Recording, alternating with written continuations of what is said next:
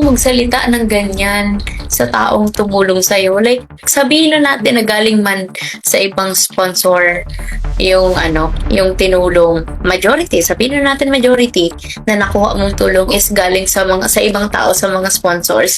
Pero sa tingin mo ba, makikilala ka nila kung hindi dahil kay Kalinga Prab and kay Kuya Val? 'Di ba hindi? Yo guys, magandang araw, magandang gabi mga kalingap.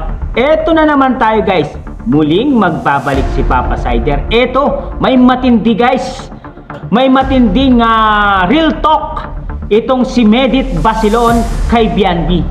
Oo, napanood ko to, sobrang galing. Sobrang nakaka-appreciate talaga yung sinabi ni ni Medit. Talagang tagus sa puso ang mga sinabi niya kay Bianbi. Grabe, ganito po mag-isip ang isang Medit Basilon. Oo, napaka-professional po talaga ni Medit Basilon. Kahit noon ay nawala sa kalingap noon, nagka-issue si Medit, pero ang sabi niya, never niya daw ginawan ng ikakasira ang kalingap dahil lamang doon sa hindi nila pagkakanawaan. Noon, never niya daw siniraan ang kalingap. Guys, tara panoorin natin guys ang sasabihin ni Medit Basilon, ang real talk niya kay Bianbi. Siyempre, kung bago ka pa lamang sa ating YouTube channel, huwag kalimutan mag-like, mag-share, mag-subscribe, pahit na notification bell button para updated kayo sa mga ilalabas natin reaction video mga kalingap. At syempre guys, huwag kalimutan supportahan si Kuya Val Sanz Matubang, Ate Edna Vlogs, Kalingap Prab, Kalingap Team, syempre Kalingap Reactor, Papa Sider TV. Dito, Bianbi, masasapul ka kay Medit Basilon. Panoorin na natin. Let's go! Madaan din po sa wall ko yung mga issue, yung mga sinasabi against sa kanila, yung sobrang dalala talaga, like, grabe, like, kaya mong magsalita ng ganyan sa taong tumulong sa'yo. Like, sabihin na natin na galing man sa ibang sponsor yung yung tinulong. Majority, sabihin na natin majority na nakuha mong tulong is galing sa ibang tao, sa mga sponsors. Pero sa tingin mo ba, makikilala ka nila kung hindi dahil kay Kalinga Prab and kay Kuya Val? 'Di ba hindi? 'Di ba? Kaya, like, bakit daw sila magtatanaw ng utang na loob? Galing naman daw yun sa sponsor, yung mga binigay, ganito. May sponsor ba kung walang Kalinga Prab and Kuya Val? Di ba wala naman po? So, diba, tayo, let's think broader. Diba? Hindi yung negative, nasa negative lang tayo nakatingin palagi. And ang pagtatanaw naman ng utang na loob, hindi naman yung palagi kang magpapasalamat, ganyan. Opo, dito lang sa tapat po ng bahay namin to. Yung palagi kang magpapasalamat, ganyan, hindi naman po yun about doon. Doon yun sa kahit anong mangyari, kahit masaktan tayo, ganyan, or magkaroon tayo ng misunderstanding, ng disagreement, diba? Kasi magkakaiba tayo ng pananaw, magkakaiba tayo ng personality, hindi tayo perfect, hindi tayo naging perfect na beneficiary noon. For sure, hindi din sila naging perfect na na manager or handler noon sa atin. Diba? So, same situation na walang taong perfect, lahat tayo nagkakamali, nagkukulang, ganyan. So, tayo nga sa sarili natin, hindi tayo perfect, tapos i-expect natin ang ibang tao na maging perfect. 'Di ba? Hindi po 'yun pwede. Walang ganun. 'Di ba? Yan ang reality ng mundo. And like, point of view ko to. Kung bakit hindi ako nagsalita, bakit hindi ko sinagot-sagot si Kuya Val noon nung nire-reactionan ako.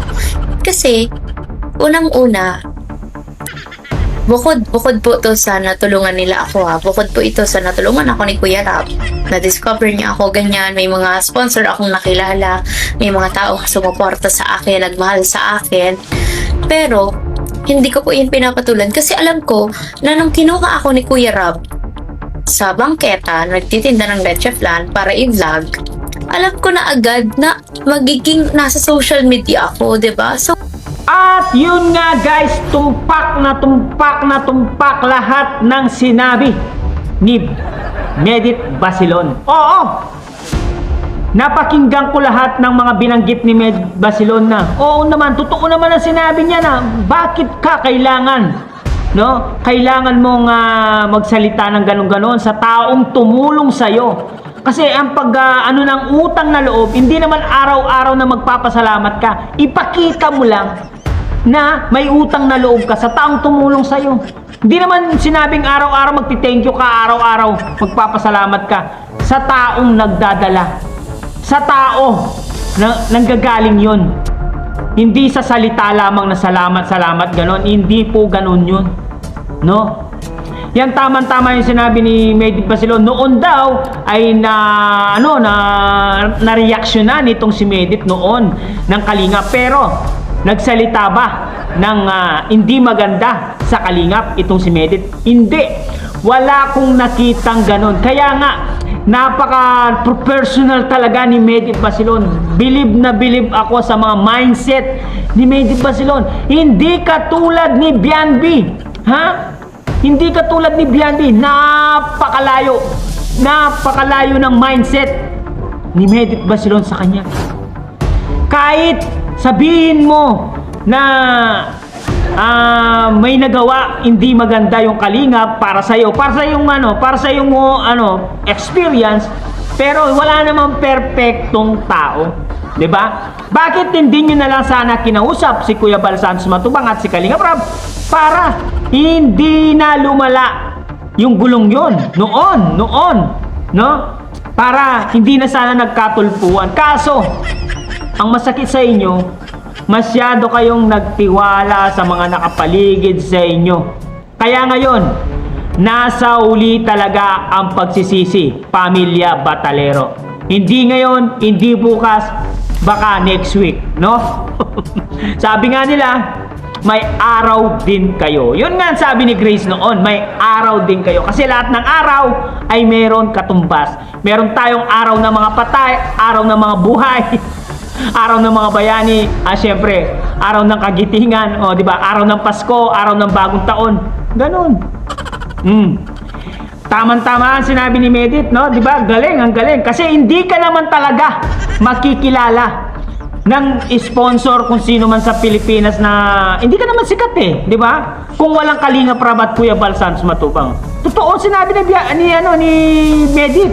Hindi ka makikilala, Bianbi. Walang makakakilalang sponsor sa'yo kung hindi sa Kalingap. Di ba? Kasi wala ka naman channel noon Kaka hindi ka naman sikat noon. Nasa gilid ka lang ng dagat nakatira. Sino nakakapansin na ibang tao sa'yo? Wala. Hindi ka sikat noon. Wala kang kasikatan at hindi ka kilala ng mga tao. Diba? Kung hindi kay Kalingap Rab at kay Kuya Bal Santos Matubang, makikilala ka ba? Yun ang magandang tanong doon. Makikilala ka ba? Sigurado hindi. Diba? Kung walang Kalingap Rab at Kuya Bal Santos Matubang, hindi ka makikilala sa social media. Yan ang tandaan mo, Bianbi. Kaya nga, itong si Medit Basilon, malaki ang utang na loob niya sa Kalingap. At sinabi niya dito na kahit may samaan sila ng loob noon, pero never siyang nanira sa Kalingap. Yan ang mindset. Makakapagsalita ka ba sa taong tumulong at naghaon sa'yo sa kahirapan?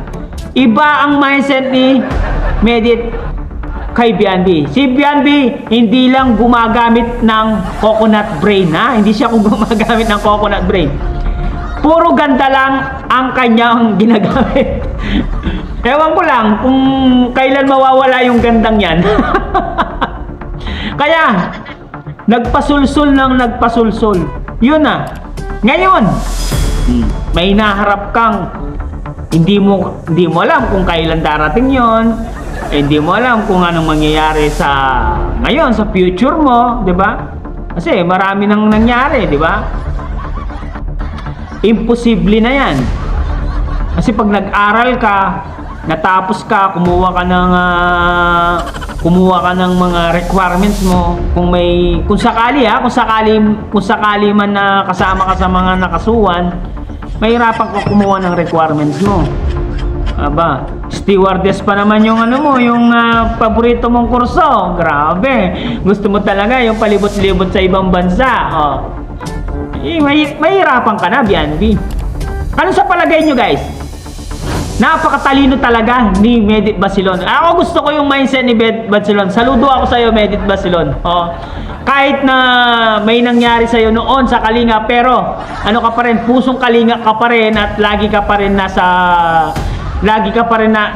rin nasa puso mo ang Kalingap. Hindi mo kinalimutan ang taong tumulong sa iyo at naghahon sa iyo sa kahirapan. Ganon dapat. Katulad kay Tatay Jesus. Oh, tinulungan si Tatay Jesus ni Ivana Alawi. Oh, 'di ba? Pinalago niya yung farm, 'di ba? Naglagay siya ng maraming alaman, mga gulay at nagalaga siya ng mga ayop, manok, bibe, itik, baka, kambing. Ganon ang mga tinutulungan kasi talagang ma-appreciate ng tumulong na ganito pala si Tatay Jesus. Ganon po dapat yung yung tinulong sa'yo, pakahalagahan mo. Hindi yung tumulong sa'yo, ipapatulpo mo. Di ba? Ang galing ni Tatay Jesus at ni Medit Basilon. Anong masasabi nyo guys kay Medit Basilon sa mga kanyang sinabi dito guys? Comment down below at babasahin natin lahat yan. Siyempre guys, hanggang dito na lang muna ang ating reaction video for today's mga kalingap. Siyempre kung bago ka pa lamang sa ating YouTube channel, huwag kalimutan mag-like, mag-share, mag-subscribe, pahit ang notification bell button para updated kayo sa mga ilalabas natin reaction video mga kalingap. At siyempre guys, huwag kalimutan supportahan sa Kuya Balsan Sumatubang, Ate Edda Vlogs, Kalingap Rab, Kalingap Team, siyempre Kalingap Reactor, Papa Shider TV. Ano yan ha? Malinaw na guys ha? I love you all, Mama Chup Chup. Comment down below at babasahin natin lahat yan. Babush!